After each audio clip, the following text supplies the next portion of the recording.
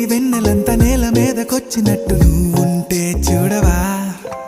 మంచువాన నన్ను ముంచెనంట, వాన విల్లు మీద ఇల్లు కట్టినెవ్వరంట. ఈ లోకమంతా నిన్ను చూసినంట, ఏ దిష్టి నిన్ను తాకకుండా ఇంటిలోన దాచుకుంటా. రంగు రంగు తారలన్నీ తొంగి తొంగి ఒక్కసారి చూస్తున్నా ఏంటిలా.